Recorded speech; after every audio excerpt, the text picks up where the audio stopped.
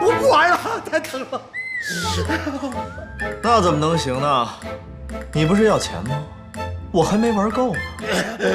顾先生，你个傻瓜，赶紧把我给放了！你快！岳父大人，你不是一个聪明人。你要是缺钱，直接跟我说，我一定会给你。我顾西城从小到大，对钱是最没概念。我最喜欢乐于助人，但是，我最讨厌别人欺骗我，而且拿我的女人欺骗我。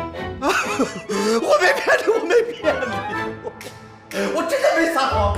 你把我放了吧，兄弟，把我放了，把我放了。顾先生，快点让他们放了我。在家。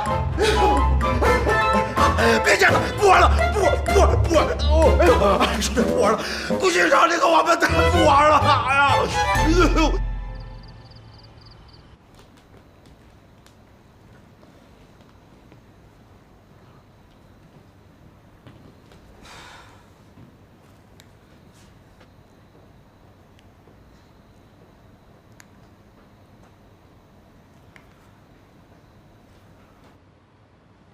注意那个架子上，左。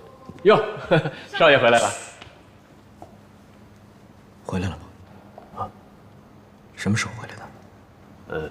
快到中午的时候回来的，待在房里啊，一直没出来。好。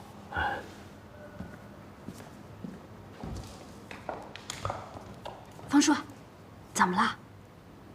别管他，真是擦去。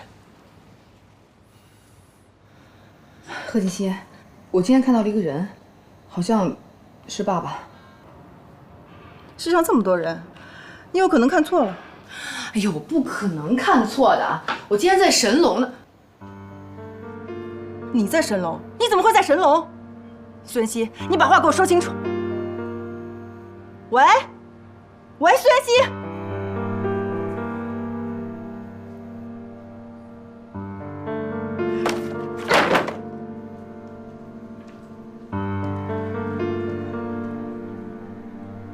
打电话给谁啊？我刚刚在跟我好朋友聊天呢。对了，你今天怎么这么晚才回家呀？你还说我还要说你呢。在公司也不打个招呼就回来了，打你电话也不接。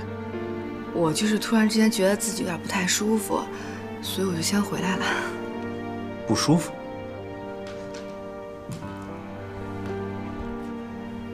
是不是发烧了？我让方叔叫医生。啊，不要，我今天下午回来的时候睡了一会儿，现在已经没事了。那就好。